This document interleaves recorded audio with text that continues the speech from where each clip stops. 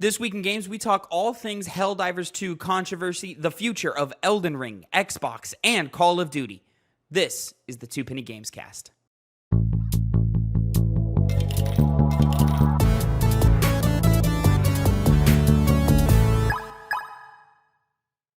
What's poppin', players? Welcome back to the Two Penny Gamescast, episode 198. I am your host, Tavin Bothel, here with my good friend and co-host. Say hello to the people, Connor Elliott. Hello and good night. Usually we do this in the afternoon, but it's nighttime. It's nighttime. Yeah.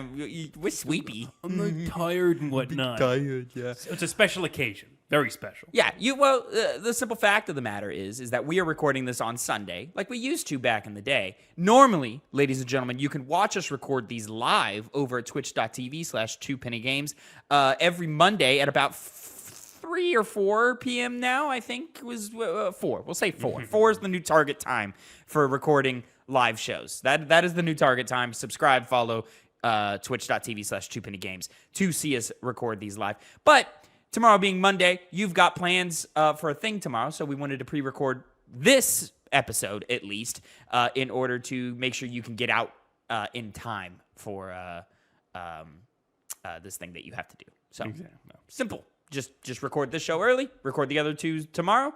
We'll be live for those. It's already happened. You can check the VOD or just watch. Keep watching. You're already here. Yeah. Anyways, like and subscribe, share for more. We're going to miss out on so many news stories this Monday. I know. I'm sorry. I know, man. There's going to be a big update that's going to drop tomorrow, and it's going to be a day late, and I'm going to be real mad. Connor, how's your week been? Busy. Yeah? Busy. Yeah, it seems like that's every week, but that'll be going on for only a little bit longer, and then I'll be back up in full energy mode. Interesting. But yeah, my week has been a mixed bag. Yeah? And I'll tell you why. Oh, yeah. I wonder what you're going to talk about. Well, yes, that. But something you don't know, because I haven't talked to you about, I got into a little fender bender yesterday. Was going on my way to work, stopped by to get some McDonald's. The place where I work is like a big outlet mall area, basically. And there's just a really high traffic intersection. And I made a turn too fast, and I bumped into a lady who was trying to turn the other way, and just gave her a little bit of a scratch. I scratched up my paint way worse, like you can barely tell the damage on her car, but mine, yeah, you can see there's some scratches on the side of my car now, and I'm like, fuck. So yeah, that's not fun. So it was your fault. I'm not putting that on record. And smart. I'll say. The highlight, of course, has been what everybody is talking about, and that is the Kendrick Lamar and Drake rap battle. And it has gone the distance, ladies and gentlemen. Let me tell you, if you don't know, rap battles usually only 1 or 2 rounds. This is like we are in round, depending how you count it, 4 or 5. It's just depending on how you count it. And this shit has been extensive. Heavy accusations have been thrown. Killer bars have been spit. And the dopest of beats have been laid. And yeah, this is one for the history books. It's one, the size of this rap battle, I don't think we've ever seen before. The intensity of it, the validity of both artists, both are very good at what they do. And so they've been trading back and forth. And, we're definitely nearing the end of it now. And as of right now, there's no clear winner. It all depends on a lot of the accusations that have been made against each party. Somebody needs to deliver proof. I think both of these guys are lying for the sake of the battle. But it's a matter of like, all right, well, who's lying and how badly, and this, that, and the third. There's got to be some truth mixed into it. There has to be. The best lies always do that. Yeah. So, yeah, right now, I guess the winner just is who's telling more truth than the other guy. But as of right now, all I can say is this has been very great, very entertaining. Let's wrap it up, though. It's gone a lot of rounds, and it's been exciting. I've loved every moment of it. But it's time to I'm just tired. At some point, your audience just gets tired, right? I mean, it can go on for like a year before people start getting tired of it. These two will never be friends ever. Well, of course, they'll never be friends. They'll probably always have some kind of line to drop in future songs, insulting the other. But it's been an entertaining beef. It's been a great 6 weeks. All of hip hop has shown up and shown out. Yeah, this is looking to be a landmark year for hip hop, much like how video games had a landmark year last year. Because, ladies and gentlemen, if you didn't know, this is the Two Penny Gamescast. Each week, me and Connor come to you, usually, again, Monday, 4 p.m. Central Time, twitch.tv/2pennygames or youtube.com/@2pennygames every Monday, 8 a.m. Central Time, and mainstream podcast services of your choice. We come to you each with 2 topics, 2 pennies, if you will, and give you our 2 cents on them. These topics concern all the nerdy things you need to know concerning the video game industry. And now, Connor, it is time, my friend, to get into the mess. Let me tell you right now, moving into our first topic of the day, and quite possibly the most ridiculous topic of the day, but we're going to get into it. We're going to talk about it. Helldivers 2 backlash continues as Sony pulls the game from over 150 regions. We are pulling a VGC article from Jordan Midler. What's poppin', players? This is a quick disclaimer before we get into this Helldivers 2 topic. Me and Connor recorded this conversation Sunday night at about 10 p.m. and at Sunday night, 11 p.m., after the conversation was over, PlayStation posted this to their Twitter account. Helldivers fans, we've heard your feedback on the Helldivers 2 account linking update. The May 6 update, which would have required Steam and PlayStation Network account linking for new players and for current players beginning May 30th, will not be moving forward. We're still learning what is best for PC players, and your feedback has been invaluable. Thanks again for your continued support of Helldivers 2, and we'll keep you updated on future plans. So that's it. The conversation we have over the next 20 minutes or so is mostly invalid, but I still think it's a good piece of conversation, so we're going to continue playing it. Please listen along with it. If you just want to go ahead and skip to the next piece of news, time stamps are in the description below, so please just jump to that next time stamp in the description. We do have a lot of great insight on the topic, and I do recommend you listen to it, and there's some funny bits in there too. I rant about PC players, yada, yada, yada, all that fun stuff. So, yeah, just drop that, just dropping this here in the middle of the podcast, just so that you guys know, we do know the update. We recorded it beforehand. Both me and Connor think this is the right move for PlayStation. Obviously, you will hear in the conversation how we felt about it in the first place. And yeah, we think this is the right move as well. So good on PlayStation for listening to player feedback. Awesome that players who can no longer play Helldivers 2 will gain access again. And I guess it's good for PC players who didn't want to link a PlayStation account to their Steam account. So I think it's all wins all around. I think PlayStation gets the benefit of being able to say they listen to players. We get the benefit of having the things we want. All good, you know? So, yeah, we're going to go ahead and resume with our regularly scheduled programming. And, yeah, make sure you like and subscribe. Helldivers 2 is now unavailable for purchase in over 150 regions, and Steam is issuing refunds for the game regardless of playtime. On Friday, publisher Sony announced that from May 30th, the Steam version of Helldivers will require all players to sign in with a PlayStation Network account. This change, which was present at the game's launch but then removed, caused a huge backlash. Arrowhead CEO Johan Pilstead, I'm sorry, Johan, has said that he's talking with PlayStation about potential solutions. And he tweets, and I'm going to read this right now. Quote, is this the moment to tweet, quote, what, you guys don't have phones? On a serious note, we are talking solutions for PlayStation, especially for non-PSN countries. Your voice has been heard, and I am doing everything I can to speak for the community, but don't have the final say-so.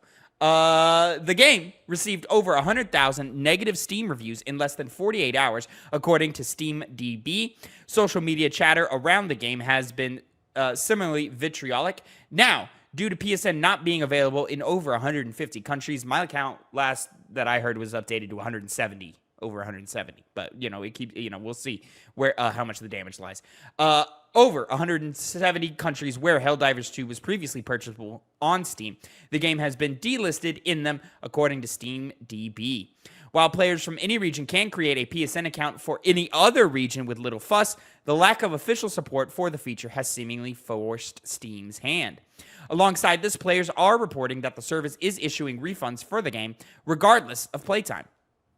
Typically, players have 2 hours to decide whether or not they want a refund, but Valve has seemingly relaxed these rules in the wake of the PSN change. According to research from Circana, which this week published its U.S. games industry sales report for March, Helldivers 2 already ranks 7th in lifetime U.S. dollar sales for Sony published games after just 2 months of availability. This has been the main source of news this past week in the gaming world, especially because it's been controversial. It's been chaotic. There's been a lot of talk about it. I have two takes on this, and one is about Sony forcing you to sign into a PSN account or link a PSN account to your Steam account, and one is about it not being available in countries with PSN. I'll say, to link your PSN account to your Steam, not a big deal. Really not a big deal. You don't even have to use your real information on the low to create a PSN account. So anybody who's like, refunding my copy because I don't want to create a PSN account, shut the fuck up. Like, you're a bitch. Get out, go outside. Maybe try going outside. But you don't go outside to create a PSN account. You go online. No, but you go outside, Connor. You go outside so that you can understand what real life is, and then you realize how ridiculous it is to be like upset at having to create a PSN account. There's no reason, no good godly reason to be upset at having to create a PSN account. Is it annoying? Sure, it's annoying. Stupid too. Clearly. Sure, yeah, dumb. Mm-hmm. But for the most part, I have no... From the perspective of, hey, we at PlayStation just want to keep our ecosystem inside our ecosystem whilst branching out. It's their game, it's their company, they're allowed to do that. That's fine. And honestly, it's not a hassle to the average consumer. Now, where it is fucked up is to these other countries that don't have PSN. That's fucked up. Because now these guys can't play the game and they can't buy the game. That's a blunder that I can't believe that Sony was just like, yeah, we'll do that. Like, that is ridiculous. This is all for one of their games that have sold ridiculously well. I mean, unexplained levels of success out of nowhere. You are kneecapping sales. Now, to play devil's advocate, how much are you kneecapping sales? I imagine minimally. I'm maybe single-digit percentiles is what we're talking about. Maybe even less than a single digit. You know? Damn. I don't know. I don't know what their numbers look like. I don't know what PlayStation's numbers look like. I don't know what Steam's numbers look like in terms of when we start talking about these countries that are no longer available to the game. And also, these countries, just get a VPN and you can get it back. Now, that's a hassle. That's annoying. And that is stupid. You shouldn't have to do that. That is a roadblock that you are putting. If I'm Sony, that's a roadblock that I'm putting in front of the player that doesn't need to be there. You could just easily just allow them to have the game. So, I'm of the mind, if you're in a country where this doesn't really affect you, then shut up and just sign up, because it's not a big deal, and you don't have to use your real information. So if your response is, I don't want Sony giving my information to sellers, then don't give your information to Sony. Like, duh. Also, why are you upset at Sony but not Steam? Not Google? Not Spotify or Apple Music or Apple in general? Like, all of these companies sell your information, bro. Like, why are you mad about Sony now? Really, the Amazon? The highlight is the fact that the countries can't just access it. It's sometimes these companies always try to, I don't even know what they're, because PlayStation's obviously very possessive. Sony is very possessive. I mean, it's pretty well known that they prevent things from going cross-platform. Xbox doesn't have as easy of a time getting PlayStation games on those consoles. So this is just a byproduct of the very nature of what Sony is as a beast. So it sucks that the people who make this game are now having to deal with bullshit connected to their game, not based off the merits of it, but, basically company politics. It's just a really lame story. I agree. Yeah. And I think it sucks for Arrowhead, who is this small developer who, just wanted to make a great game, and they have made a great game. They've seen unprecedented success. And on top of that, they've been very open and communicative with the players for the most part. there was a little bit of tension early on when we couldn't log in or whatever because the servers were getting overloaded. But for the most part, they were communicating with us and saying, hey, we're working on it, we're trying. And that message did reach players. It was a reasonable problem, too. I mean, yeah. It's like, it's not special. The game's just too popular, Yeah. It's just a thing. And those things die down with time and so forth. And I think the response time to that was perfectly adequate, Like I don't think they dragged their feet in getting the game back up and running in a reasonable amount of time. They got it done, and then they had some sort of a roadmap assembled for what they were going to do. I mean, they did well all the way up until this point. Yeah, and it sounds like the content roadmap and the updates that I haven't touched Helldivers 2 in a few months now, but the content update that has been happening has been received very positively. It's been small, but it's been received very positively. They've had great online interactions, and playing into the bit of Helldivers 2. To have all of this goodwill, your community was so diehard about you, and then to kind of squander this a little bit is entirely at the feet of Sony. But it is frustrating and annoying, and I think from the consumer perspective, overblown. Outside of obviously, the 100 countries who can no longer play Helldivers 2, yeah, okay, that's a big fuck up. Fuck you, Sony, for that. But for the most part, why are we crying about this? Why did this warrant 100,000 negative reviews? And I'm assuming that's not 100,000 people. I'm assuming that's a lot of bots or people with multiple accounts spamming bad reviews or whatever. So 10,000 people, whatever, which really isn't that many players when you think about it. Why? Why do they care? Why? Why do you care? That's you are an incel. You're a dirty, dusty, wait. Let's fucking stop throwing piece of scum sitting in your mother's basement. Let's and it really stop doesn't throwing terms surprise out to me random people, that you are this way. Because if we're being honest, of course PC players would be incel losers who are sitting on their fucking computer spamming negative reviews on a game that they've put hundreds of hours into because fucking, of course you are. You're playing a PlayStation game for the first time. Hey, they're fucking awesome, aren't they? Told your ass. And now you're sitting here in your mom's basement, sweaty, don't know what the inside of your shower looks like, and just begging, oh, PlayStation, don't make me sign up for your account. I know it's totally free, but I don't wanna. This is all you born fucking losers. out of annoyances with dealing with PCs on Tavin's end, and it has now infected his entire personality. He talks about it all the time. It's a bit. At this point, it's gotten so out of whack. It just makes no sense. No, listen. Okay, the mother's basement not showering thing. All right, I'm just having fun, right? Yeah. Right. I genuinely believe if you're demanding a refund after playing whatever amount of hours. And leaving a negative review about the game over this, I do believe you're being ridiculous. Yeah. Like, you are a ridiculous person. You should not be taken seriously. But this is where we are. I hope they bounce back. So I hope it doesn't have any problems with it. You disagree with me. They're not being ridiculous? I mean, it's not even that I feel like they were right in a way, because you have to kind of determine who was complaining about it initially, due to the fact that they just have to sign up with a PSN account, and who were the people that signed up for it were upset because they thought, well, this is going to have some lead to some access problems, which it did end up doing. Listen, the access problems is a problem. That's a problem. I don't like that. I'm being very clear about that. Yeah. But that wasn't what the controversy started as. The controversy started as people were just upset that they had to sign up for a PSN account.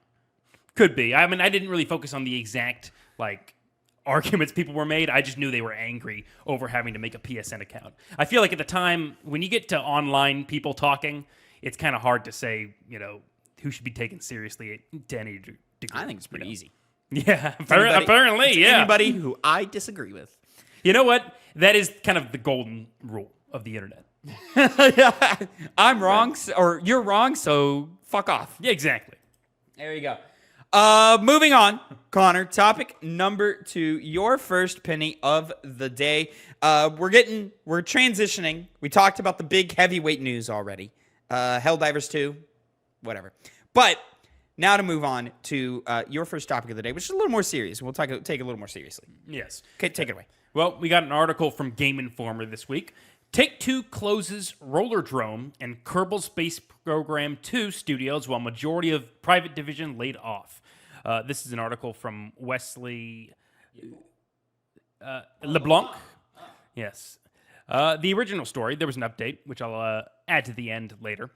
Take-Two Interactive, the company behind games like Grand Theft Auto 5 and the also acquired mobile giant Zynga in 2022, in the second biggest deal in games history, has called Roll7 and Intercept Games, the studios behind Rollerdrome and Kerbal Space Program 2, respectively.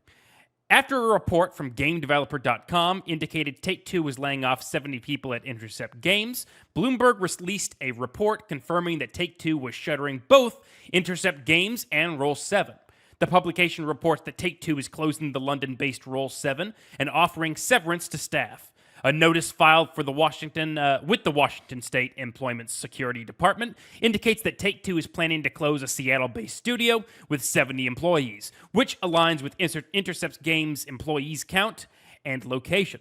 While Take-Two hasn't yet addressed the closures, it gave the following statement to IGN regarding the layoffs and the status of Kerbal Space Program 2, which launched into early access last year. Quote, on April 16th, Take-Two announced a cost reduction program to identify efficiencies across its business and to enhance the company's margin profile while still investing for growth. As part of these efforts, the company is rationalizing its pipeline and eliminating several projects in development and streamlining its organization structure, which will eliminate headcounts and reduce future hiring needs. The company is not providing additional details.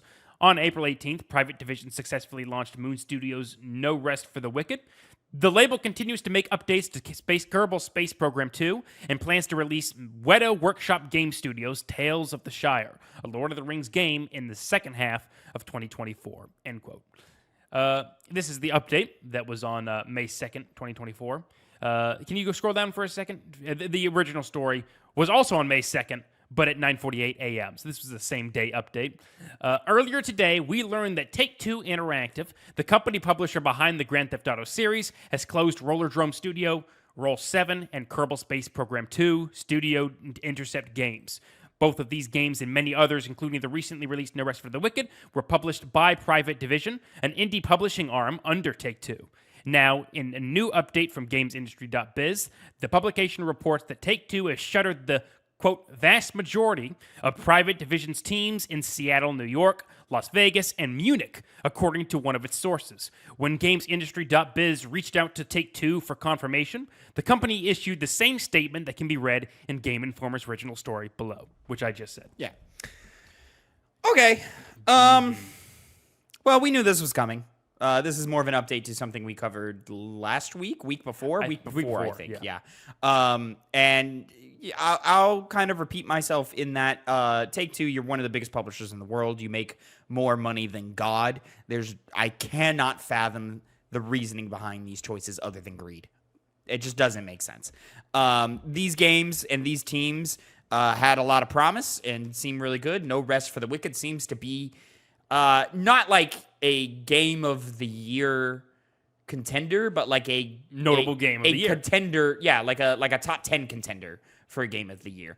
And so it's unfortunate that team is now, kind of getting the boot after, such a success on it. And we're still getting the official launch of that game, right? Because it's only in early access right now. You would think. Yeah. I mean, you would hope get your money while you can, right? Yeah. I don't know how many updates will come out. Yeah. And I'm guessing whatever it is they had done at the time is going to be what the full game is. Yeah, finish up whatever you have and then you're done type thing is what I would assume. Yeah. And so, it's unfortunate. Add it to the ever-growing list. And it feels gross in that I am desensitized to these things. Oh, yeah. I mean, I was surprised we hadn't talked about these things more in the past couple weeks, but it was only bound to happen. I remember one of the earlier stories we covered was from some person in the industry. I should go look up that story so I can directly quote what was being said. But they were warning about studio closures. Mm-hmm. At the time, we were in the midst. We talked about it. Yeah, we did. We were in the midst of, dealing with the layoffs, but there was something worse on the horizon. Now Take-Two Interactive is having that problem. Industry analyst or something. Yeah, it was something like that. Types, so. But it's Take-Two. You don't have a reason to be doing this, but you are because greed. Who would have thought? Yeah, right? It basically just all comes down to that, and I'm just it's so sickening and it's exhausting to talk about, and it's a question of when will it end, and it won't, and it just seems so hopeless right now, and I don't know what to do or what to say, or even as a consumer, where do I put my dollars? Because just saying, oh, I'm not going to buy a Take-Two game ever again is going to hurt these developers. It's going to hurt the little guy. The big guy is going to be fine. The big guy is always going to be fine. So what do we do? I don't know. Like, just the system we exist in is, damn, fucking negative Nancy over here, aren't I? Fucking just depressing over here. Holy shit. Connor, let's move on to our third topic of the day. Your second penny. I guess you could call this disappointing news, but I wouldn't. I mean, no. It just kind of makes sense to me. But go ahead, take it away, my friend. We have this article from Insider Gaming. Anthony Ferlino wrote this. Elden Ring reportedly won't get new DLC after Shadow of the Erdtree.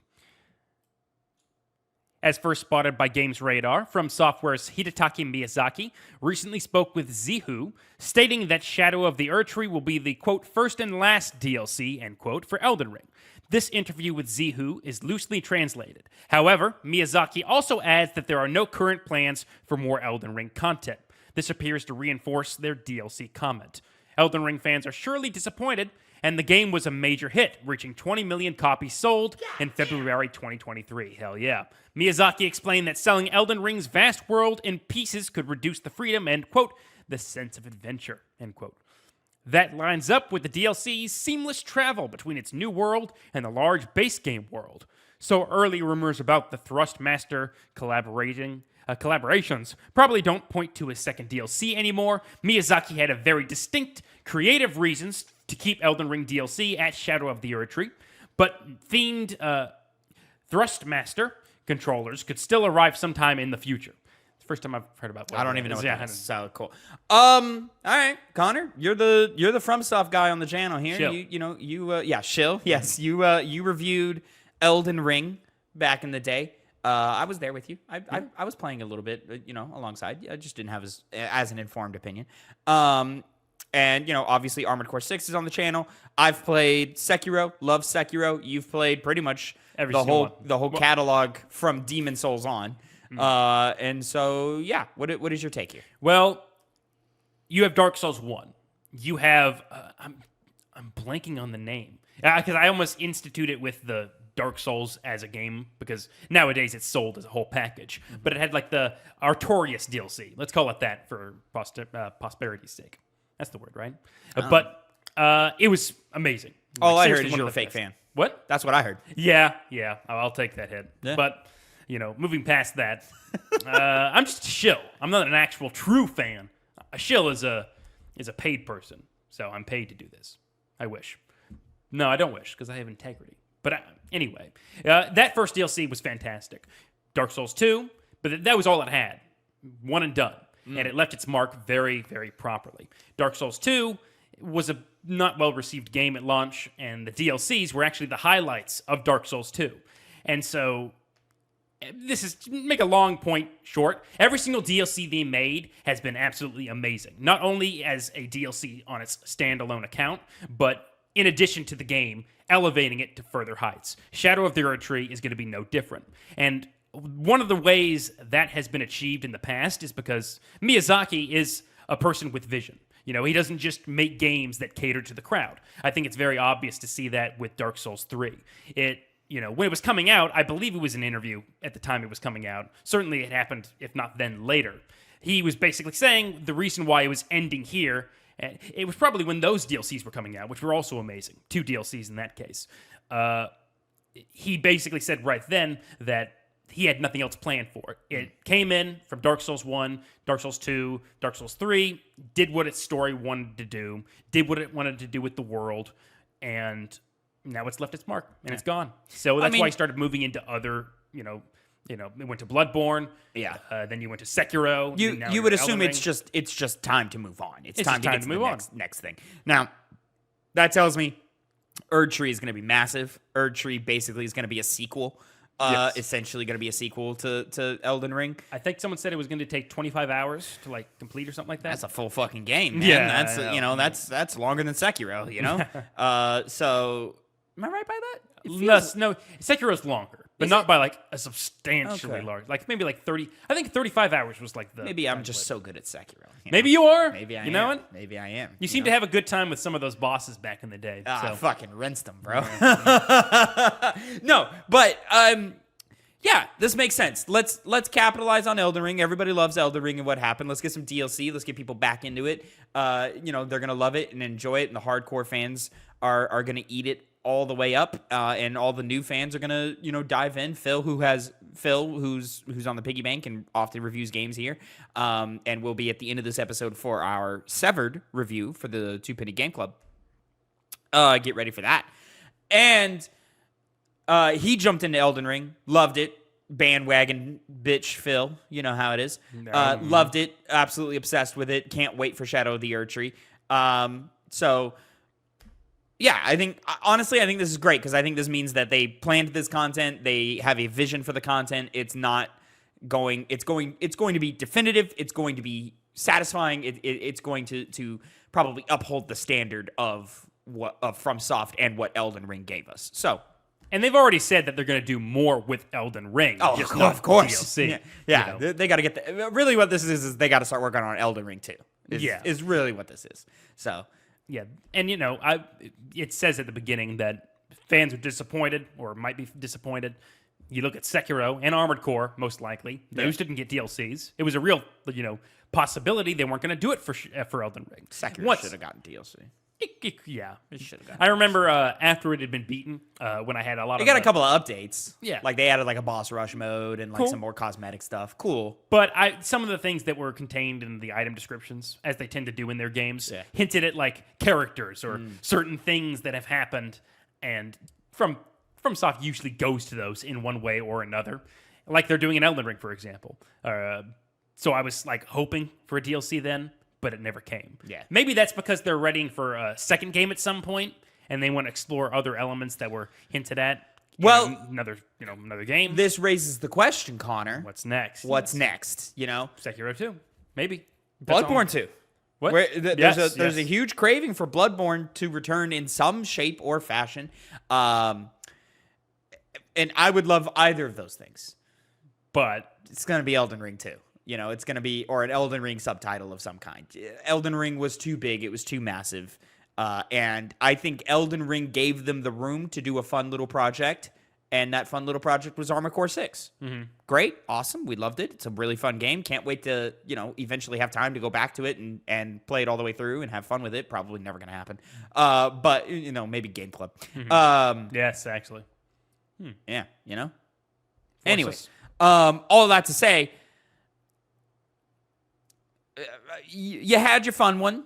Now it's time to go make some money, you know? And arguably Erdtree is probably going to make a lot of money, but it's a DLC. It's not going to have the same return as the original thing, and it's not going to have the same return as what a Elden Ring 2 would do. So yeah, it's more than likely it's time to go make Elden Ring 2. You're going to be proven wrong. It's going to make another shitstorm. Firestorm. Firestorm? That's better. What is Firestorm? A firestorm. It's gonna go. People are gonna be talking like it's gonna fire people up. Oh, like okay. Sure. Okay, but Connor doesn't disappoint. Just kind of confirming probably what most of us expected. Hell yeah, I'm ready to see whatever they got. Indeed. And speaking of excited to see what they got, we're going to move on to our final topic of the day. Penny number 4, my second penny of the day. The Xbox Game Showcase airs June 9th, followed by a Call of Duty Direct. Microsoft is getting ready for a big Xbox Summer Showcase. This is from Tom Warren by The Verge. Microsoft is officially holding its big Xbox Summer Showcase on June 9th, as The Verge reported earlier this month. The showcase will air on Sunday, June 9th at 10 a.m. Pacific time, and will include a deep dive into the next installment of Call of Duty after the main show ends. Microsoft is only teasing the Call of Duty Direct as, quote, the next installment of a beloved franchise, but sources familiar with the company's plans tell me this is indeed Call of Duty. And if you look at the announcement image, it's so fucking clearly Call of Duty. Excuse me. This will be the first Xbox showcase featuring games across Activision Blizzard, Bethesda, and Microsoft's game studios. I understand Microsoft is currently planning to announce a new Gears of War game during the show. The showcase will also include a number of release dates for upcoming Xbox games, like Microsoft Flight Simulator 2024, Avowed, Indiana Jones, and The Great Circle. God, I hate that name. We'll likely get a date on when the big Shattered Space expansion is coming to Starfield. Todd Howard recently revealed it's due in the fall, and I understand Bethesda is currently targeting September. Activision is targeting the next Call of Duty for late October, with Avowed and Microsoft Flight Simulator 2024 likely to follow in November, and Indiana Jones in December. Microsoft is supposed to have a lot of games to show this year, more than the 2023 showcase. We should expect to hear about how the 2025 lineup is looking, with some launch dates for some anticipated Xbox games. Okay, great. Listen, I love Xbox showcases. I think they bring the heat every time. Whether it's a developer_direct, whether it's the full-blown shit, I always leave an Xbox showcase and I go, at least in the last couple of years since we've been doing this podcast, I always leave these things going, that was a lot of fun. That was great. I'm excited for the future of Xbox.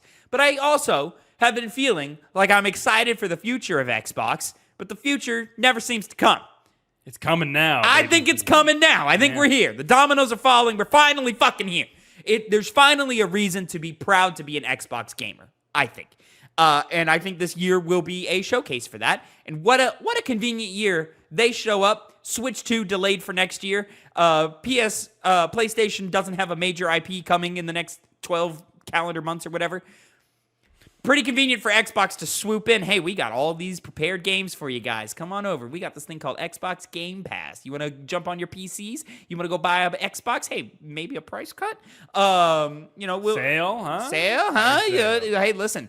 We covered last week about how those Xbox sales are falling. You know how to get them back up again? Have hype anticipated announcements at this showcase and knock $50 off your thing. That works for me. Connor, how are you feeling? Where are you at with this? Where do you have hype for this? Are you hyped to see what Xbox has coming? I think it was you that did this, which we have something that we did last year. We're doing it again this year. Our Fantasy Critic, where we're choosing games on a draft. We're drafting games to try and get more points over the other guy. It's a fun thing. You got to go look at the Piggy Bank episode for it. Phil won last year. I'm trying to win Phil this fucking year. demolished us last year. Yeah. He did. But right now, tight race. Tight race. At this point last year, Phil was like 20 points in the lead. I'm currently in the lead by 9 or 10, but it's close. It's close. Yeah, it is. If you didn't counterpick Unicorn Overload, you'd be in the lead. I know. But maybe I'll be able to gain a little bit of a increased point advantage with Indiana Jones, because apparently it might be coming out in December. I'm really hoping it does now. That's a tight window. It is, but you said that it wasn't coming out this year. I said there's a potential for it to slip. There's a potential for it to slip. It can't slip. Keep the faith, Connor. Keep the faith. So I'm excited for that alone. Yeah. But also Avowed. What month was that again? November, I believe, yes. Sharing with Flight Simulator. Yes. Know what happened last time a game, well, at least one of the other times they released a game in November? It was called Skyrim. So, hey, the stars may have aligned again. That's a different development studio. November, it doesn't matter. It's it's the same thing. Bethesda. And they're all this, the thing, Uh-huh. Yeah? Microsoft. They're all Microsoft. Oh, okay. Yeah, now they are, not then. But now it's all just like, hey, it's just the stars align. It's the next fantasy game. Sure. Big next Yeah. I'll give you that. Yeah.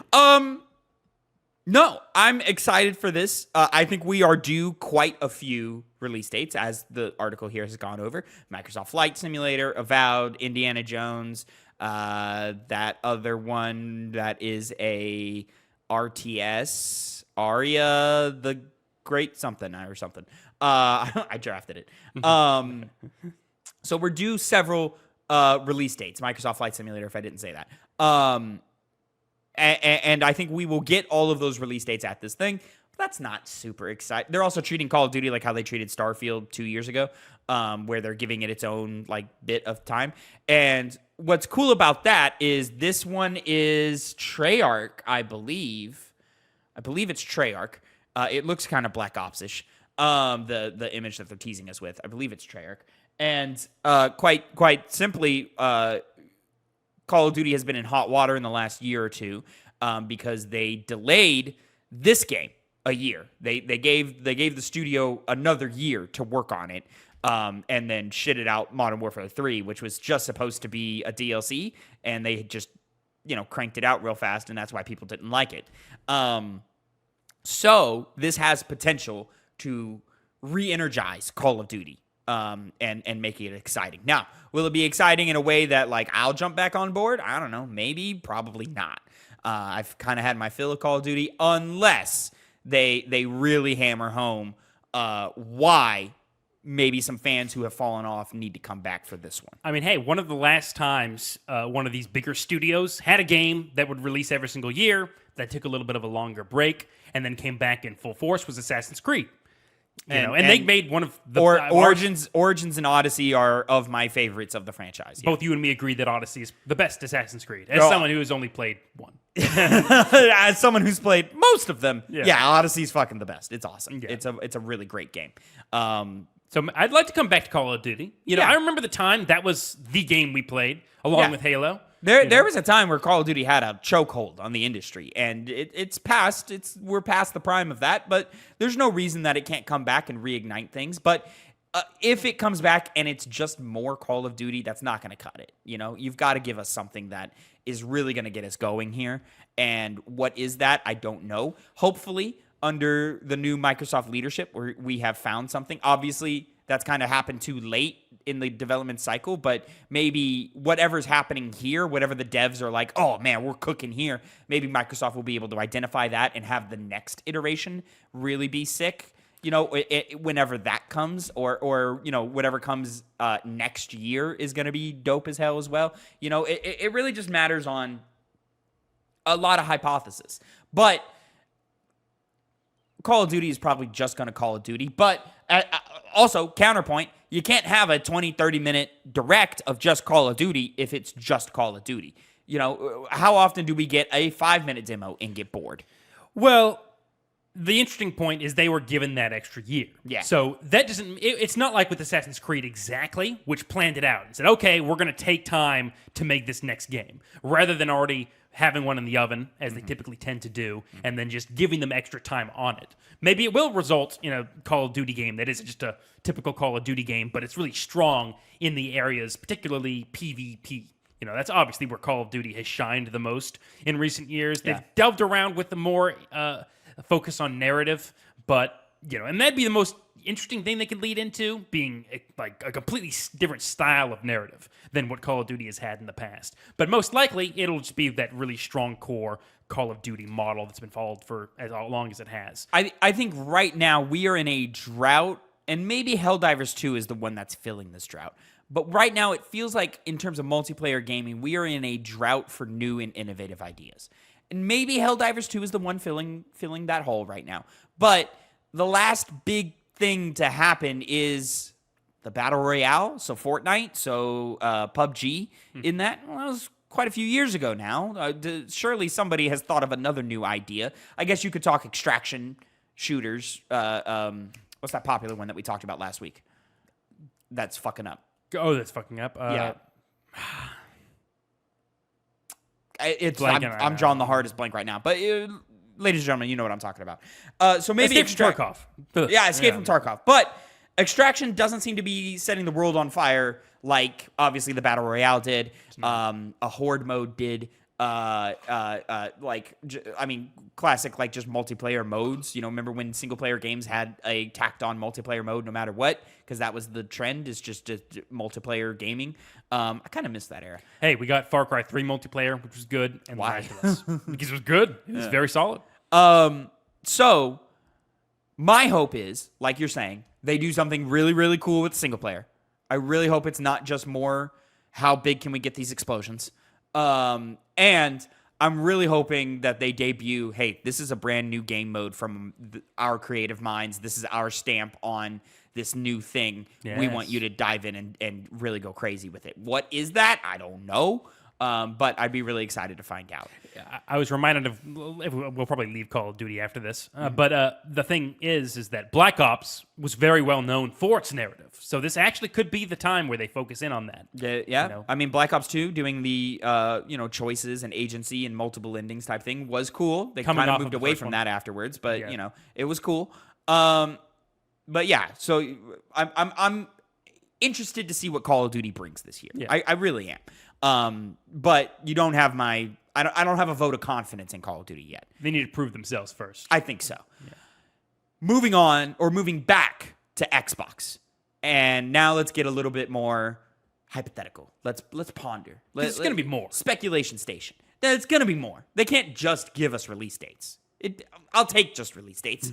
That's cool. But they got to give us a little bit more sauce, right? They just bought all these. They just bought all these fucking studios. You need to show us what you got cooking under the hood. What can we be excited about in the future? I've got a couple of ideas, but first, do we see the return or the gameplay debut of Perfect Dark? It seems like with the issues they've had, they wouldn't want it to be shown before it's ready. Do me a favor. It's driving me crazy. It's not being picked up on the camera, but you got a little hair right in your. Did you get it? I think you got it. All right. It's just driving me crazy. I'm sorry. Perfect Dark. Because they were, if I'm recalling, it was Perfect Dark that they had people look it over and realized, well, there needs to be some extra work done. There was someone from another studio. Yeah, so this is from The Initiative, which is a brand new studio. And then Crystal Dynamics, I believe, came in and is helping them out. Yeah, so I feel like they won't have something ready with that story in mind to show for us at a showcase. It was a while ago, though. It was a while ago, yeah, but it seems like they're taking their time with this game, and they want it to really be successful. They should. They definitely should. So I feel like that'd be something we'd be more likely to get maybe next year rather than this year, and they would show it the year it's being released. Would probably be the best bet. I mean, look at Avowed as well. That's something we kind of we saw the reveal trailer, of course, but it was kind of just in limbo for a long time until it was announced, and it was announced this year. I mean, the last time we saw it. Perfect Dark is on about the same time frame there. Is it? But I think they both got announced at the same showcase. Now, obviously, Perfect Dark has had some issues since then. No, Perfect Dark was a Game Awards thing. I think Avowed was an Xbox showcase. I don't remember the timeline. Anyway, but within the same 6 months they were announced. I would argue. I would think. So I don't know. I think we see it. I think it's time. I think it's been cooking for too long not to show something. It's time to show something. In what form, though? If it would show up, gameplay, heavy, or just a light sprinkle of gameplay? I think okay-ish gameplay. I think in the way that gameplay makes good trailers. Where maybe you show a scene, maybe you show some combat, maybe you show some things, but you don't go deep. It's not going to be deep. It's just going to be, oh, okay, this is what I'm getting from this game. And then my next big question is, what after that? You got to start looking at the field now. And there's not too many Xbox studios that we don't know what they're doing, but there are a few. Double Fine comes to mind for me. Psychonauts 2, pretty good release, pretty solid release. Made an impact. A lot of people liked it. 2022, if my memory serves. 21. I think it was 22. I could be wrong, though. Regardless, people enjoyed that. And I think, maybe the, Tim Schafer and the guys over there, they've been cooking. They've come up with something. It's not going to be Psychonauts. We know that. So what is it? Is it a new idea? Is it a sequel to something else they've done? What do we got going on over there at Double Fine? I'm really interested to find out. 2021, by the way. Oh, 21. Oh, then yeah, I'm going to double down, and I'm going to say Double Fine needs to show up. That's a good one. Yeah. Brutal Legend 2? Not a chance. I know. Not a fucking chance. Sucks. I want that goddamn. They teased us, man. They teased us on April Fools. They did. They had did. to do that. It was rude. It was very rude, Connor. Yeah. I'm with you on that. It was rude. Gears of War. It's been kind of untouched since when was the last game? Gears 5, 2020? 21? 2019, maybe? I forget. When did we start letting Phil on the podcast? Right. Anyways. No, it definitely wasn't 2019. Gears 5 was 2019. Was it really? Was there a sequel to that? No. That was the last time we saw Gears. Damn. In any meaningful way. I see. All right, time for Gears. Of course, I'm right on the year for something that's not a game. Yeah, I would hope Gears 5 is a late 25. Is that too much to ask for? It's been cooking for a while. So is it a confirmed thing that's coming, or is that something we're? It's pretty confirmed. Yeah. The streets are talking. I think Homeboy in the article here was like, yeah, Gears of War showing up. So Okay. Gears of War showing up. That's exciting. I'd like to see what they're doing. I don't think Gears 4 and Gears 5 didn't really seem to set the world on fire. So I don't think we need like a full reboot or anything. But I think we need a remake. No, I think we need. I don't think that at all. I think we should just pivot. There just needs to be a pivot, and go into a direction that excites fans and newcomers as well. And hopefully they're able to get there, but we'll find out. I don't think we need to go the remake route. I don't think we need to go the reimagining route or a reboot route. None of that. I think it's fine to continue the story. I think we've been heading towards the angle of leaving Marcus Phoenix behind, and I think that'd be healthy for the franchise to do that. Isn't he left behind already? Like he was the main protagonist of 4, and he was in 5. In 4? Definitely Yeah. 3.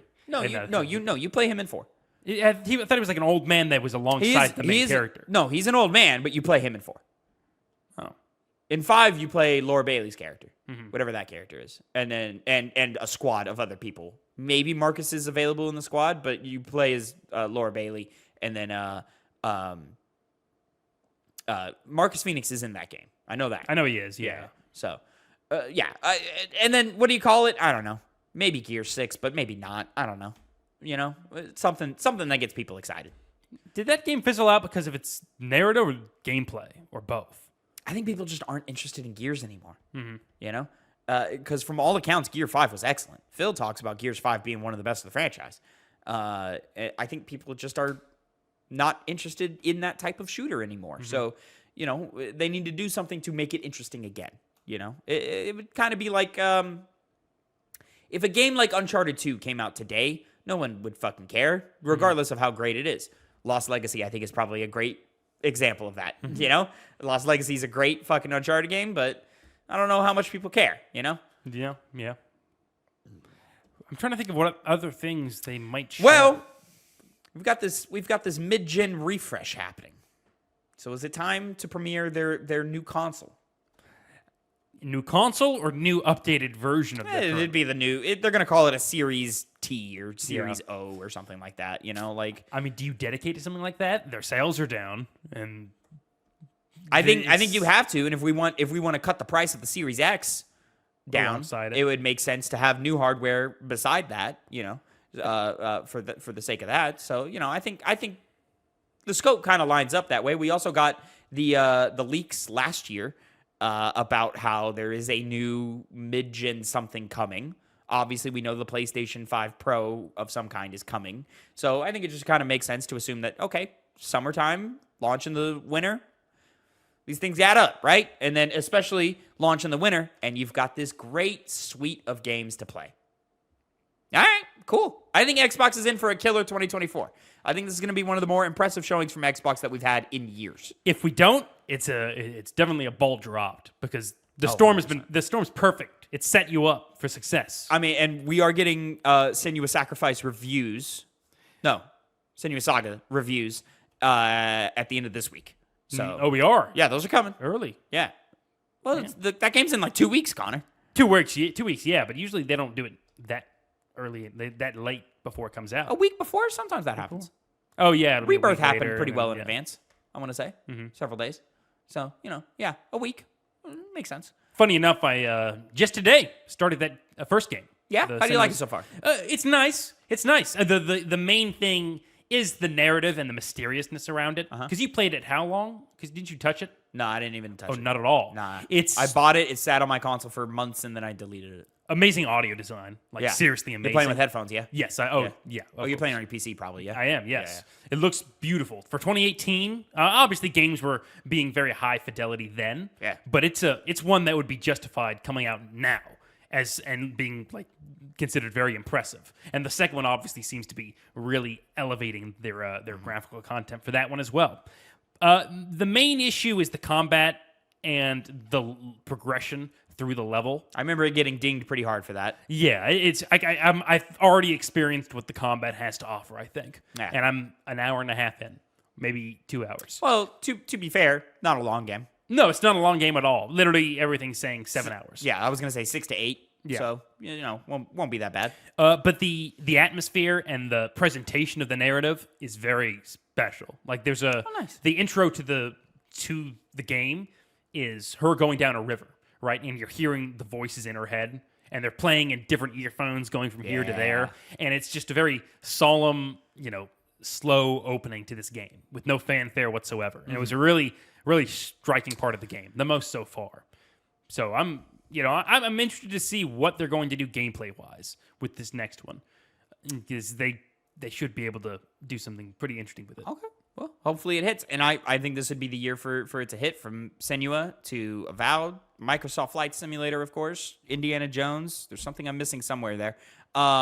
Gears. Yeah. Well, that's not going to be for this year, though. And then I'm sure maybe there's one more exciting thing hidden in there somewhere that we don't know about. But I think that plus new console, plus 20 minutes, 30 minutes, however long it is, of Call of Duty, I think we're in for a very nice showcase here.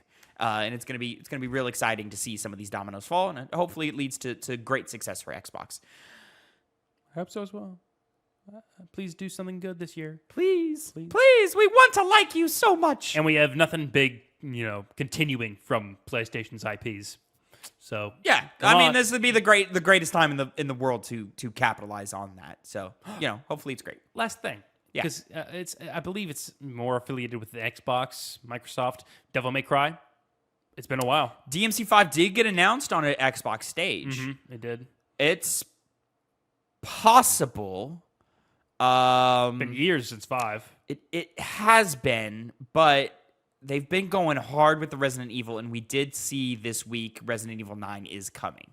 But those always seem to be like different sides of Capcom. Because you had Resident Evil 2, I believe, coming out with Resident Evil and DMC5 usually the same team, or DMC usually the same team. Mm-hmm. So maybe we'll see. I don't know. I could buy it. I could also see it. Not a chance. Yeah, I could. It's one of those things of like, what is the pulse on DMC right now? Did DMC5 sell well? Oh yeah, I know it sold well. I'd be. Did you know it sell well, or did it just? I remember seeing something at the time. I know I did about how good their sales were. Let's see. I'll look it up right. This game sold 7.8 million. Capcom's 10 best-selling game. Oh, okay, well, and then I can see there's a reason to bring DMC back, but that would be one that we would need some kind of revisioning of, or a reason to go back. Well, once again, we've said this on the podcast before. How they said, the director I believe said that the Dante, the family of Dante, their saga is over. Didn't say the game's over. Yeah, they said that's over. So new direction would be, I think, the only way they would go from there on. I think so as well. Ladies and gentlemen, that has been it for the Two Penny Gamescast. But don't go anywhere. We have upcoming our review for Severed for the Two Penny Game Club. It's going to be a very exciting episode. I've got a lot of things to say, and I'm excited to hear what you have to think about it, Connor, and what Phil has to think about it. Especially Phil. Because I live together, and I already know what you think. But stick around for that, and it's going to be a lot of fun. We're going to rank it amongst the other games and decide what the boys are playing through the month of May for our June episode. I know, because I'm picking. You decided. Because you didn't know what you were going to do like 2 nights ago. Shut up. until next time, have a great time. And until then, make sure you like, subscribe, and follow. Links are in the description down below for all of our social medias, alongside our TikTok. Please follow us on TikTok. Connor, say goodbye to the people. You'll see me again. What's poppin', players? Welcome back to the Two Penny Game Club, your monthly video game book club in which me, your host, Tavin Bothel, alongside say hello to the people, Connor, Elliott. Hello, everyone. How are you all doing today? And hello to the people, Phil Shoemaker. Hello. We all in the background with a new camera angle. We all in the background play a video game for review. This is a game of some of the greatest games of all time, some of the not so greatest games of all time, and we sit down and review and rank it amongst the other games in the series. Once a month, we come to you, usually at the beginning of the month, and we have a brand new review for you. This month game is a little known game called Severed. And I believe, gentlemen, I'm the only one on this panel who has played this game before, correct? You're the only one who had a Vita.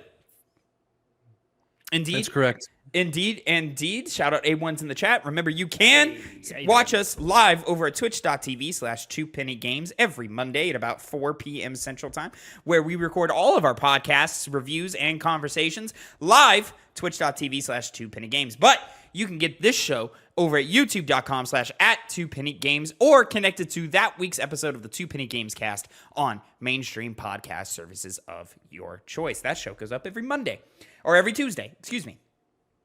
Gentlemen, let's get into it, man. Severed was originally released April 26, 2016, exclusively for the PlayStation Vita. We all played it, or me and Phil played it on Nintendo Switch, correct, Phil? That is correct. I was on my Nintendo Switch. Nintendo Switch. Connor, you played it on your iPhone. On my phone, yes. It was cheaper and more convenient. So, Well, it wouldn't have been cheaper if you got it on sale like we did. oh really? Yeah. Well, how it was much like for sale? $1.50, right? It was like, I think it was like $3. Fuck. Okay, well, Yeah. I said it in the chat. I said, hey, Severed for sale for like $3 right now. But it I was wanna find out it was that exactly. last day of the sale. It was that last day of the sale. It was the last day. You had to be on it.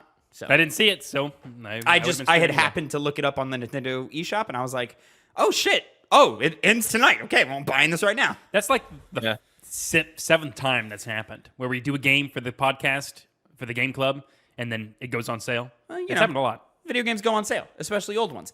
Ladies and gentlemen, the Severed has a Metacritic of 82, pretty favorable, but I could not find sales for Severed. Severed, of course, developed by Drinkbox Studios, known for their smash hit Guacamelee and Guacamelee 2, also developing games like Nobody Saves the World.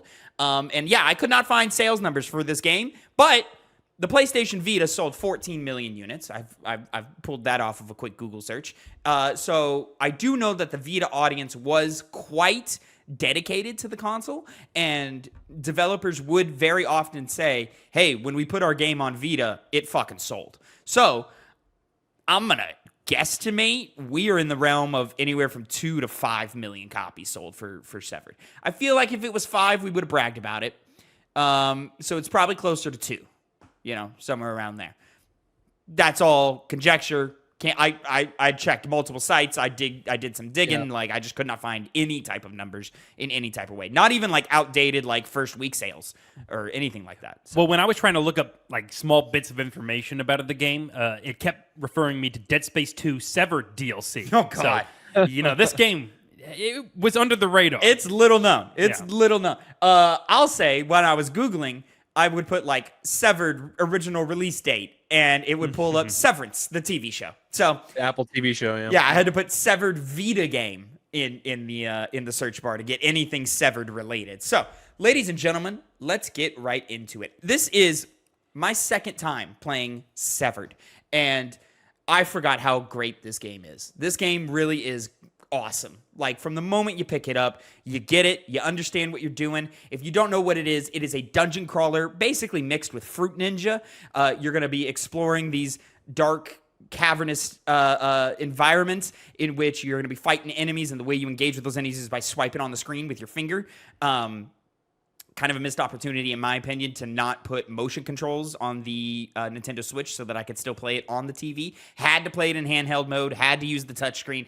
Not a big deal. That's how the game is initially played on the Vita. I have the Platinum for the Vita version of the game. So not the worst deal in the world. But yeah, I think Severed is an awesome, awesome game. I love the art style. I love its simplicity. I think it doubles down on level design and game design in a lot of really, really great ways. And shockingly, to me this time, I'm not going to say the story stood out to me, but sort of the metaphor that the story undertakes and how it deals with grief and how it deals with depression and what that can do to a person. That was very, very strong, or that read very strong to me this time around as opposed to the first time. I played it initially when I was like, when did this game come out? 2016? Which would have made you about 17. Yeah, I would have been about 17, 18, 17, around that age. Yeah. 17.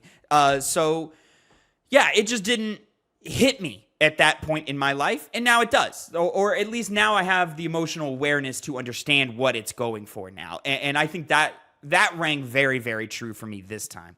I think its art style is fantastic. I think its enemy design is varied and excellent. It's always fun to pick up and play. I think it's most fun in short bursts.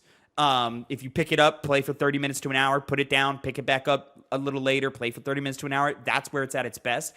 In long-term play sessions, I'm not going to say it got monotonous, but there is a bit of repetition to it, but it's not like it's getting boring or anything. It's just like you understand what you're doing. It's very limited in its gameplay mechanics, so it's like that. And I did remember feeling this way with the PlayStation Vita, but on the Switch especially, I found my hand cramping because obviously one hand is swiping on the screen, the other hand is holding the entirety of the Nintendo Switch, and just the weight of the Switch after a while, you just kind of get a little bit of a hand cramp because it's just forcing you to, like, the balance of it all. It wasn't meant to be played with one hand. So, that's probably maybe my biggest criticism is that it just cramped up my hand a little bit. But overall, Severed is a super simple, super short game that packs quite a punch, and I like it a lot. Is it one of the greatest games ever made? I don't know. No, I guess, but it's a really great game, and you should play it. That's subjective. What is the greatest game? Well, Connor, you tell me. How do you feel about one of the greatest games? It's not. But it is a great game. There you go. Yeah, I'll piggyback off what he was just saying, which was, on my experience playing on the iPhone, I didn't have any hand cramps, thankfully. But what I did experience on that platform was the way that the UI is laid out when you're using your finger to swipe at enemies and take off all their naughty bits. You kind of run into the problem where your hand is framed in a way where it's over the enemy icons that are off screen. Because when you're playing the game, you have to tap to the side of the screen to try and switch to other enemies because you're fighting multiple at a time pretty often, especially in the late game.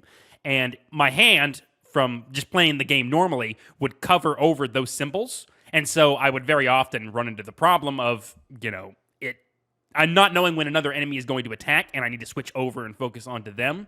And so that would come with its own set of annoyances. But just being conscious about it allowed me to kind of skirt around that. So it really was just a minor criticism. One thing that I really enjoyed was I thought I got the measure of the game after about the first hour and a half. It threw some extra ways that you have to fight enemies at you, and I thought it was done. But basically, the entire length of the game, each area you go to, and along those areas, you constantly fight new enemies that have to be dealt with in new ways. A lot of it's about attacking their weak points, but you have to open them up to those weak points. So you can't just, use your finger to go crazy on them, only until you actually bring down their defenses. And it very much made for a nice flow to combat, because you'll take care of one person, and the other person's running up for an attack. I'm going to switch over and deal with them. Sometimes you see an attack building up on one enemy, so you have to go over to that one to break down his charge up mode. And it just really ends up making those combat situations, which you go through a lot of them through your dungeon crawling experience, very memorable. At least the whole game being memorable. The music was fairly nice. It didn't really have any standout tracks until the final leg of the game, where there was a singing song that came in.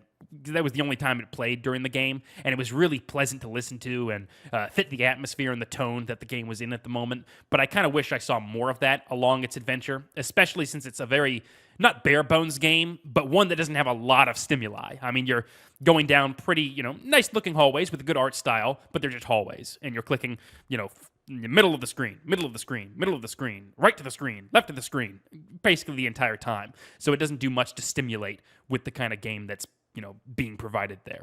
The themes were nice. It was not super in depth, but it had a nice. It added to the tone of the game, which I enjoyed a fair bit of a fair good amount of. Yeah. Phil, this is your first time playing Severed. What did you think? Yeah, I actually liked it a lot. I have to agree with Tavin that if you play it for long stretches of time, it can get kind of monotonous.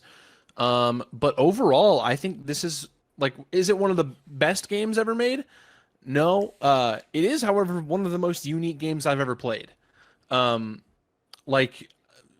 into it first starting, I was just very it's not that I wasn't expecting, because you kind of led up to this with telling us about you just touch screen, you swipe on them kind of like Fruit Ninja, but yeah, this was a very different experience for me, and I did really connect with a lot of the themes that I was laying down of the whole grief angle. This main character, I can't remember what's the main character's name. I don't know. We never get a name. I don't even. Sasha. That's her name. Oh, okay. Sasha. Right. Yeah. Her name's Sasha. Just her missing her family, her wanting to get her family back. And I not to just bring the mood down, but I can kind of connect with that. And I've dealt with those kinds of emotions. I've had quite a few run-ins with grief.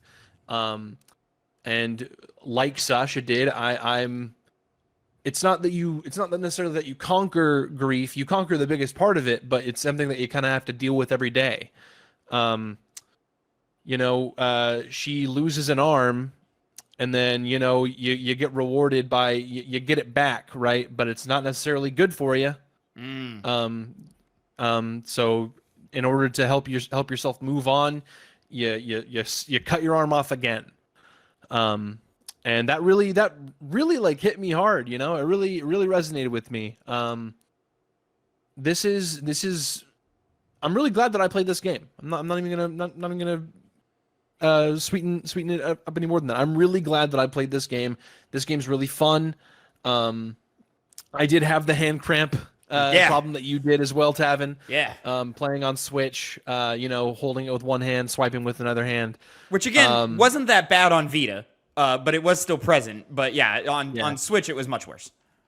But you don't have an OLED, do you? So mine's slightly bigger. Oh gosh, no! I didn't even think about that. Heftier. Yeah. So I'm using a Switch OLED, and I had some hand crampage. But yeah, I would. I don't know how soon, but I would play this game again. I would. And I think it's almost a game that you wouldn't mind an endless runner version of it, or a I don't know, a battle mode, a challenge mode of some kind, of where it just throws a bunch of enemies into you, maybe like a secondary, almost roguelike experience where you die and you reset and you lose all your abilities. I'm talking really bare bones versions of this. But yeah, it's almost the game version of this is fun, and you could just load this up on any given day and just play a little bit. Something kind of funny. I'm glad you brought that up.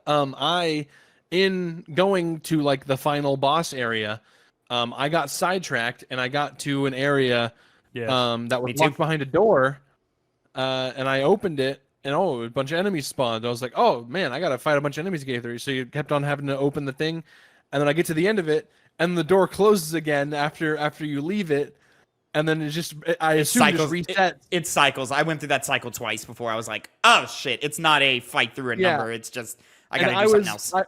I was like, fuck, I just wasted so much time, because I assume the main draw of doing that is to finally level up your character all the way.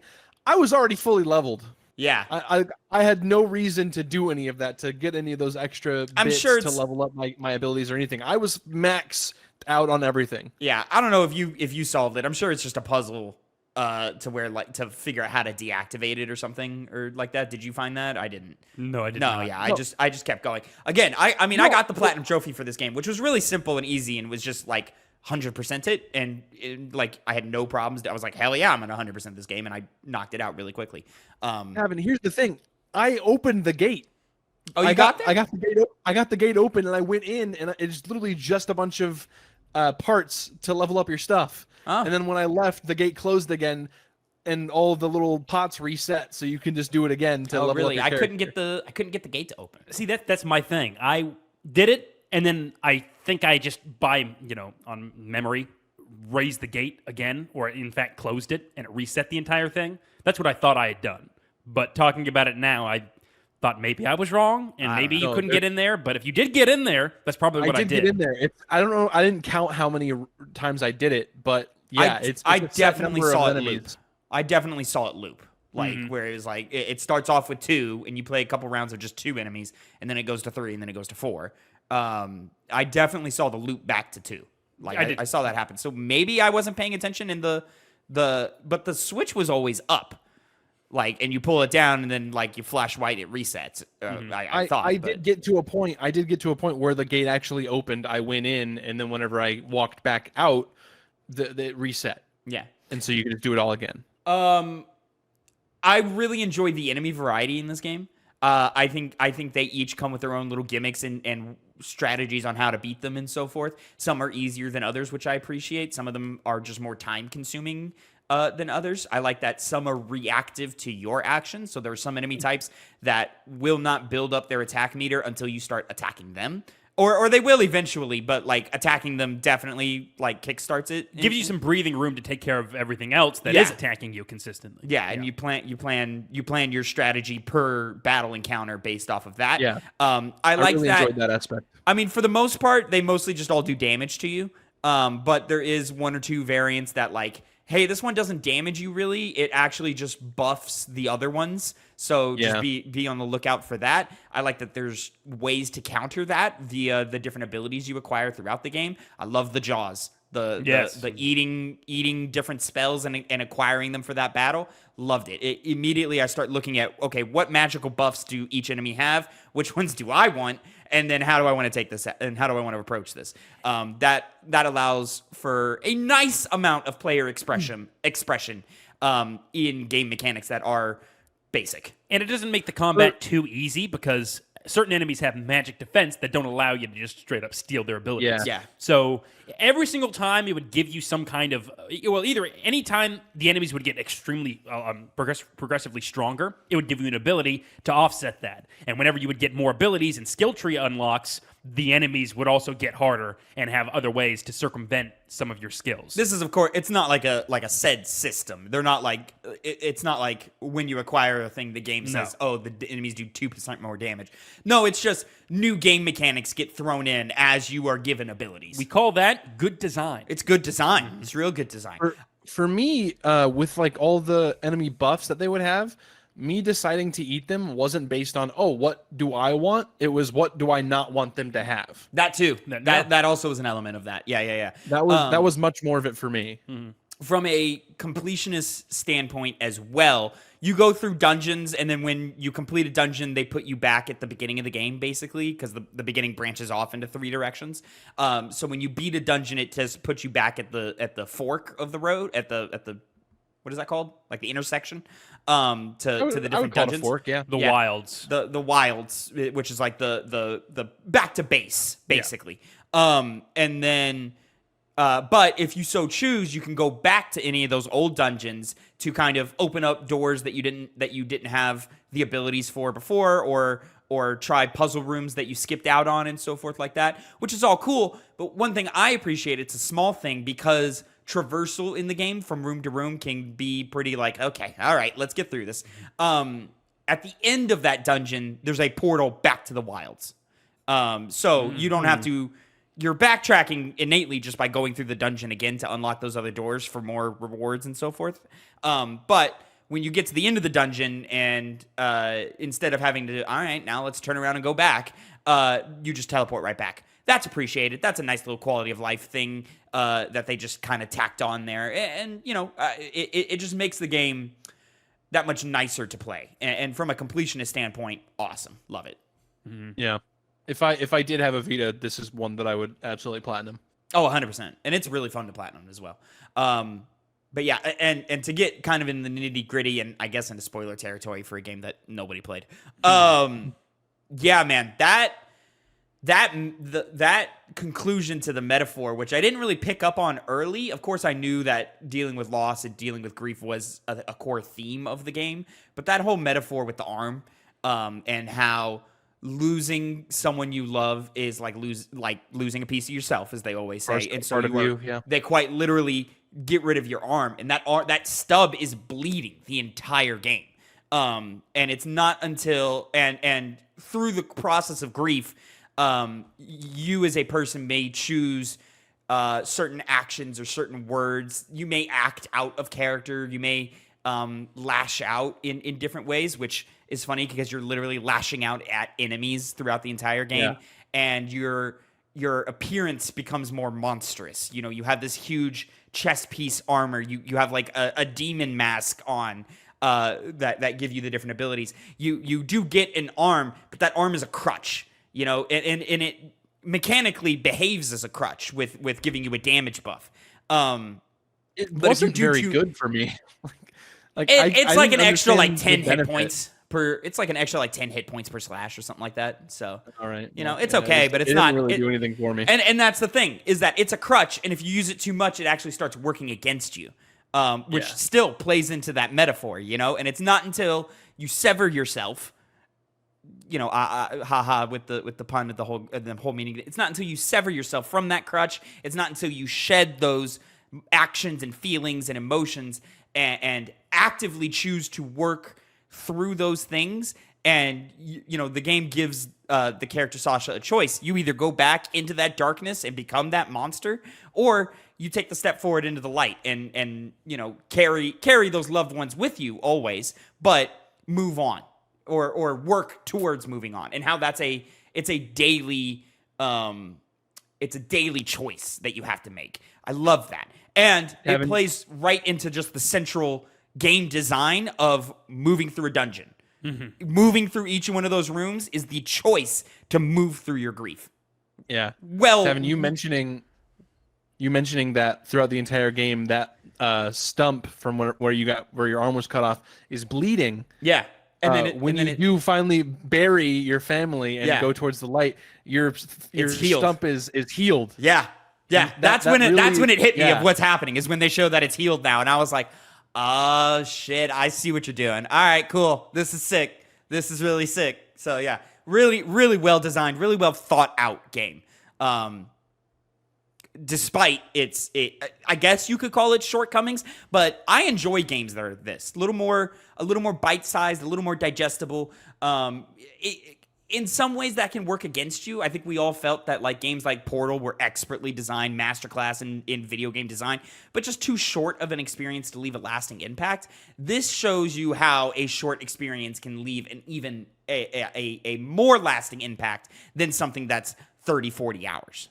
When you bring up Portal, there's a pretty good amount of puzzles in the game. They're very surface level, which I don't really have a problem with. In Severed. Yeah. Which I don't have a problem with. It just, you know, when you're going through hallway after hallway after hallway, it's a good breakup from just going the path that's set out before you. But don't expect much from a puzzle perspective here, if that's what you're going in for. It's pretty simple. Yeah, very simple. But I like that. It's as simple as its combat. You know, no need to be overly complicated in this element. And most of the puzzle solutions, most of them just are, okay, how do I get around here? How do I open this door? How do I get around this debris or something like that? So it's, you know, it's mostly just pathing. Mm-hmm. Like, what path am I taking? But it's good. It's good. You know what took me forever to figure out, if we can kind of just, you know, spoil a puzzle solution real quick? Yeah, what's that? The fucking bird.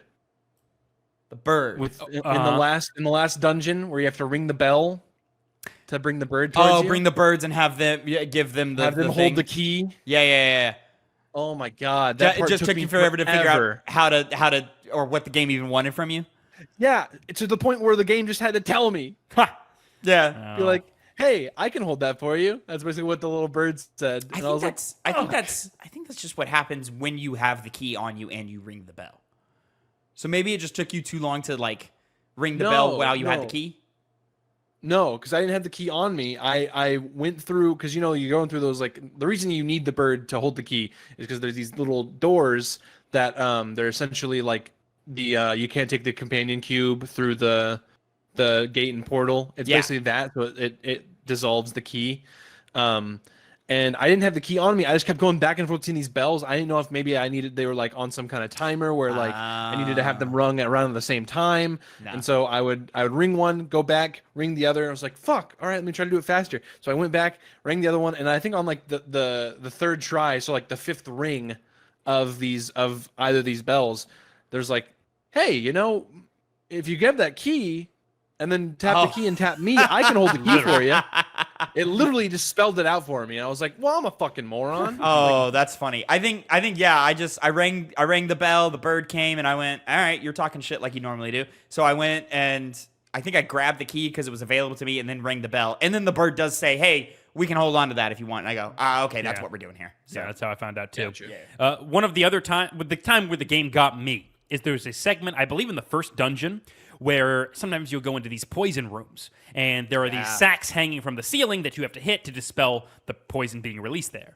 And of course, they would throw into the mix enemies that you have to get by to get to that, poison turn off button. Got to move fast. Yeah. Got to fight fast. But there was one part where the enemies took too long to kill, and there were 2 encounters you had to go through. And so I was just barely getting like near the point where I can beat the enemies on a sliver of health, and then it goes out because of the poison. And I was just kind of upset at the game because I was, it was expecting too much of me. Even if because I was doing it very good and efficiently, but it was requiring me basically to make no mistakes at all. But once I finished the combat encounter and was like, okay, I gotta go find the fucking sack. I gotta turn left. And I turned left, and it's right there. And I could have taken it out anytime I was fighting those last 2 guys, but I just didn't know it was there. All right. So it's funny little moments like that make you remember these games. I think one that really stumped me, and I still didn't get the solution to it because it was an optional puzzle, is there's one room where there's a statue of the eye and the flash icon, and when you flash it, it takes you to a different place or like a different dimension or whatever. And so you flash it, and the room is basically laid out like a giant E. So it's one straight line and then 3 rooms jutting off to the side. And I just never figured out what I was supposed to do there. Like, because all the rooms to me were empty. So I don't know if I had to walk in a certain pattern or something to get it done. There was nothing I could hit. There was no like hidden caves as far as I could tell. I don't know. I couldn't figure that one out. In the final area, there was a level like that where I had to go a certain way I was telling you about it. Yeah. To get basically a collectible that relates to the main character's Is it like family. is it the like go left, go up, go right, yeah, go up? Something like that. Yeah, but that's probably what it was for that area that you were in. Maybe I just never found the clue for that. I don't know. Yeah. The one that you're describing, Tavin, reminds me of. There was like, it could be one of 2 things, and it's either like the paintings on the wall, so like you get them in the right order. No, it's not the paintings one. The paintings one you can kind of just brute force your way through, which I did. Yeah, me too. Because I did notice paintings, and I did notice the paintings, but yeah, that's exactly it. I didn't memorize them, so I looked at them and I went, I don't know, this order, no, this order, no, this order, yes. All right, moving on. There we go. Yeah, got it. There we go. That's all right, what that reminds me of. Gentlemen, anything else anybody wants to say before we start ranking this bad boy? I think we're good to rank it. I've said my piece. There we go. Let's get it going. So I forgot to preset the thing, so I'm just gonna do it this way, kind of ghetto-y. And let's increase this. So, ladies and gentlemen, as you may or may not know, on this show, we rank each game we play in the series against the other games that we have played. And currently, the list is as follows. Number 22, Fable. Number 21, Donkey Kong Tropical Freeze. Number 20, Prey. Number 19, Tomb Raider. Number 18, Batman Arkham Asylum. Number 17, Uncharted 1. Number 16, Halo Combat Evolved. Number 15, Shadow of the Colossus. Number 14, Mario 64. Number 13, Resident Evil 4. Number 12, Portal. Number 11, Pokemon Soul Silver. Number 10, Resident Evil HD. Number 9, Chrono Trigger. Number 8, Dishonored. Number 7, Shovel Knight. Number 6, Portal 2. Number 5, Yakuza 0. Number 4, Hades. Number 3, Final Fantasy 7. Number 2, The Last of Us. And number 1, God of War Ragnarok. Phil, you most recently beat the game, having beating it just before we went live. You just had to come to me first. Yeah, well, I don't know if you guys know. Usually I go for thoughts, I go me, Connor, Phil, and then for ranking, I go Phil, Connor, Tavin. So Phil, where would you like, or where would you like to cast the first ballot here? So, because I can't really, like, it's very pixelated on my screen. I have the list pulled up on my phone here. I'm feeling like I kind of had a decent idea of where we were going to rank it before I beat it. And now that I have beaten it, it has changed a little bit. I think initially I was thinking this is going to go at like the new number 16. Oh, wow. But now I'm actually going to move it up a couple slots. I'm going to put it at the new number 14. Above Mario 64, but below Resident Evil 4? Yeah, that's just me personally, though. So interesting. Okay. Wow. Connor, where are you at here? Typically, when we do these things, my mind of where the position is changes during the talk. Yeah, which is how Pokemon Soul Silver got above fucking Portal. As it where it belongs. Yep. Where it belongs. Definitely deserved. But this is not one of those cases. So the place that I was lingering at is where I'm landing, and that is at the new number. That's how it done. Yeah, the new number 11. So replacing Pokemon Silver's spot, right below Resident Evil, but above Pokemon Silver. The main reason being is that Resident Evil is such a tightly designed game, and it's got great atmosphere, and those two things put it over what I would argue is better raw gameplay, because the swiping of your finger just to take out those enemies gets really fun, and like I said in the review, the full review, flowy. It flows very well. But Resident Evil also is just jam-packed with so much stuff, so many little bits and pieces to enjoy. Fun enemy types that actually make your butthole clench. And I think that justifies it being just slightly below it. Punch more or less than the doors you have to put the keys in? Because those are buttholes. Yes. They are buttholes. They're very teethy. Very teethy buttholes. Very toothy buttholes. Yeah. Very much like I'm not putting my hand in there. I'm conflicted on this one, and I still don't have a like desired spot for this. And the reason is because I would objectively put this game below. It would need to be below both Chrono Trigger and Resident Evil. Like, those two cannot be bisected by severed in my mind, because I think they are both better games than this. The thing about it is Dishonored for me. As we get further away from it, I'm less and less wowed by Dishonored, which is weird because I'm pretty sure I argued for it to go above Chrono Trigger. Yeah, you definitely did. Yeah, I think as we get further away from both of those games, I'm like, why did I do that? Because I do think Dishonored should come down probably 2 slots, but we voted at the time. That's how we felt, and that's where it stays. So I would like to put this game above Dishonored, but not over the objectivity that Chrono Trigger and Resident Evil were better. So Connor, I'm gonna follow your suit there, and I'm gonna lie at the new number 11. Okay. All right. Well, I'm outvoted, so that's how it goes. I mean, I don't think there was any reality where you were going to place this above Pokemon Soul Silver. I was surprised. I'm shocked you're going this below RE4. That was I mean, yeah. I don't know. I think RE4. I don't really know. I don't know why I had that initial thought. More of an impact. To put it there. Yeah, more. Yeah, It is a more dynamic game. It is. You know, it is more dynamic. Yeah, Debatably it doesn't get as more fun. monotonous. Yeah, debatably more fun.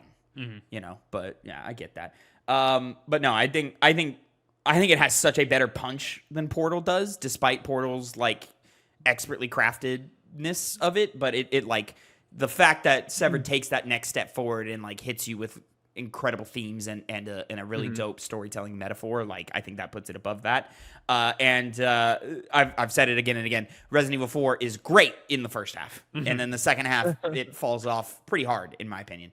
And so yeah, I'm putting Severed above this because it's a full, complete, well thought through package, like all the way through. So and Pokemon Soul Silver, I guess yeah, these two games are interchangeable there as well. But I guess it's that thing where, like, if Pokemon was 20 hours shorter, Yeah. you know, Or more stimulating. yeah, you know, or if it had more going on, then it would probably rise above Severed here. But because it does go on so long, and I when I was getting to the end of that game, I definitely was like, all right, I'm done with this now. I think if it had the quality of life improvements that current Pokemon game has, I think it would easily, like, this wouldn't even be a conversation. I'm with that too. I didn't even think about how, yeah, the quality of life of Pokemon Soul Silver, not great. And we, of course, superseded some of that by having ROMs that had, you know, ×2 speed or whatever. So, yeah, that definitely helped with the experience of Pokemon. But if I were to strip that away, because that's not what the game is, then I think that definitively puts it below Severed in my mind. So, for me, at least, for me.